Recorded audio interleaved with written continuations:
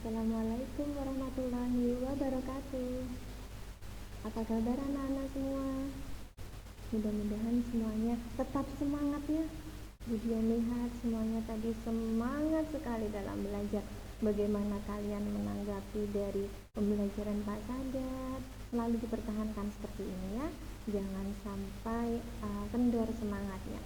Gak apa-apa, meskipun kita dalam ujian tidak bisa bertatap muka secara langsung di sekolah, tapi kita akan berusaha untuk mengikuti pembelajaran dengan baik. Karena rugi loh kalau kita tidak belajar. Ya. Nah, kali ini Budian akan mengajar tema 1. Kita kan baru masuk ya, otomatis kita mulai dengan tema 1, subtema 1. Apakah kalian sudah siap belajar anak-anak? Mudah-mudahan sudah siap ya. Oke, kita belajar tema 1, subtema 1 tentang organ gerak hewan dan manusia.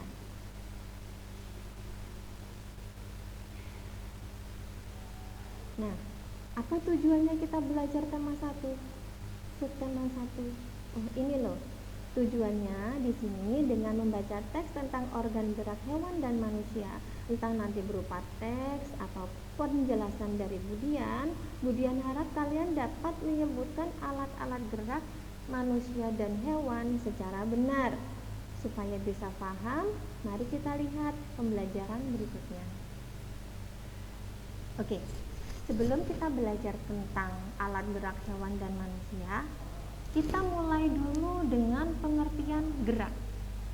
Apakah kalian tahu apa itu gerak? Atau kalian mengingat apa ya ciri-ciri makhluk hidup?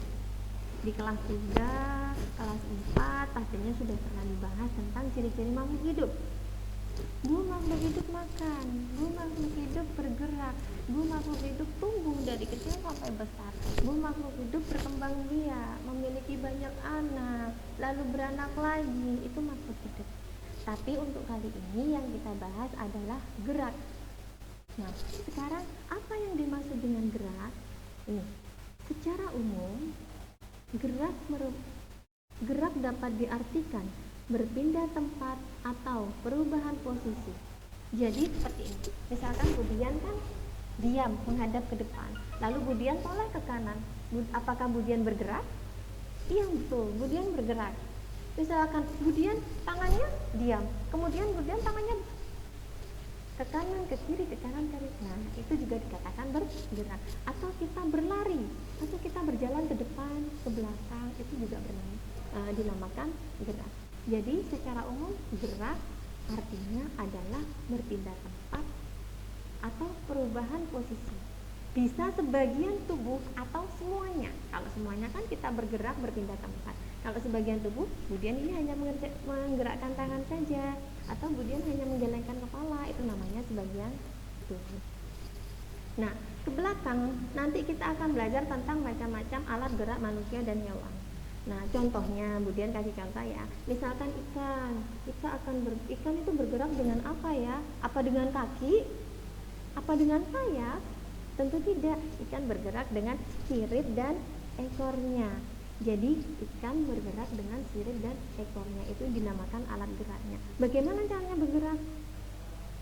Dengan menggerakkan sirip dan ekornya untuk berenang. Selanjutnya, alat gerak manusia dan hewan dibedakan menjadi 2. Ada alat gerak pasif, ada alat gerak aktif.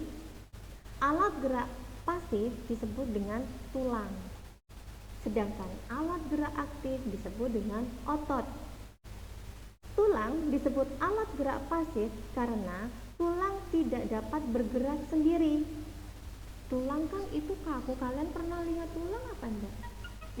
Tulang itu tidak bisa bergerak kalau tidak digerakkan, makanya dia dikatakan alat gerak pasif. Sedangkan otot disebut alat gerak pasif, otot disebut alat gerak aktif karena otot bisa menggerakkan tulang.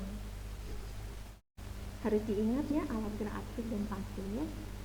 Selanjutnya, wah siapa itu yang lagi selfie? Itu adalah contoh dari tulang. Lucu ya gambarnya, tulangnya bisa selfie kayak kalian ya. Oke, fungsi Fungsi dari tulang. Yang pertama adalah sebagai tempat melekatnya otot. Pastinya ada otot itu di tulang yang berfungsi untuk menggerakkan tulang. Kemudian melindungi organ dalam manusia. Tulang rusuk. Yang namanya tulang rusuk ada di sini. Ini adalah tulang rusuk, fungsinya melindungi jantung, melindungi paru-paru dan organ-organ lunak yang ada di dalam tubuh manusia. Itu adalah fungsi dari paru-paru. Kemudian yang ketiga sebagai pembentuk rangka tubuh. Kepala. Ini namanya tulang tengkorak. Bentuknya seperti ini. Ini bisa kelihatan menonjol ke depan tulang hidung karena ini ada tulangnya di sini, makanya bisa membentuk hidung. Kemudian tangan bentuknya seperti apa, kaki bentuknya seperti apa. Itu adalah salah satu fungsi tulang sebagai pembentuk rangka tubuh. Yang terakhir fungsi tulang sebagai pembentukan sel darah merah. Tulang di situ ada di dalam tulang adalah tempat pembentukan sel darah merah. Bu, bagaimana proses pembentukan sel darah merah? Nanti di tema selanjutnya kita juga akan membahas tentang sistem pencernaan, sistem peredaran darah. Tenang, kita pelajari satu per satu. Bersabar. Sekarang kita belajar tentang tulang dan otot. Selanjutnya tentang otot. Ini loh yang dinamakan otot. Loh, ini otot nanti hari-hari selanjutnya akan dijelaskan tentang otot. Sekarang secara umum dulu, fungsi otot adalah satu, menggerakkan tulang, itu fungsi dasarnya ya. Yang kedua, mempertahankan postur atau posisi tubuh. Kalau kalian tidak memiliki otot, kalian akan kaku, berdiri terus kayak kayu. Tapi kalau punya otot, kalian bisa duduk, bisa berdiri, bisa melipat tangan, bisa toleh ke kanan, menoleh ke kiri. Itu adalah salah satu fungsi otot, mempertahankan postur atau posisi tubuh. Kemudian mengatur saluran dalam sistem tubuh. Nah, di situ nanti ada hubungannya dengan saluran peredaran darah. Yang selanjutnya bisa mengatur suhu tubuh.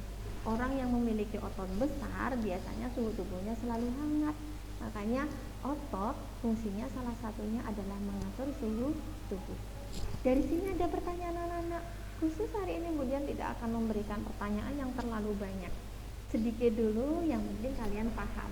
Baru insya Allah nanti ke depannya kita akan belajar tentang organ gerak hewan. Mudah-mudahan kalian bisa memahaminya ya. Nah, jika kalian ada pertanyaan, kalian bisa langsung bertanya di grup ya, supaya temannya bisa menyimak pertanyaannya dan juga bisa belajar, kemudian akan jawab di sana. Setelah ini, Budian berikan kesempatan kalian untuk mengerjakan latihan soal. Budian beri waktu 20 menit. Silakan soalnya dikerjakan, lalu kalian foto yang jelas ya, tulisannya sudah kelas 5 harus bagus tulisannya. Kalian foto, ingat dikirim ke nomor Budian, ke WA-nya Budian, bukan di grup. Kalau di grup nanti diinput sama teman-temannya ya, dikirim ke WA-nya Budian biar Budian tahu, anak ini menyimak, anak ini tidak menyimak. Jadi silahkan dikerjakan di buku, difoto, dikirim ke bukunya, ke WA-nya Budian. Ditunggu Budian ya. Selamat belajar dan selamat mengerjakan. Nanti Budian akan kembali lagi. Oke?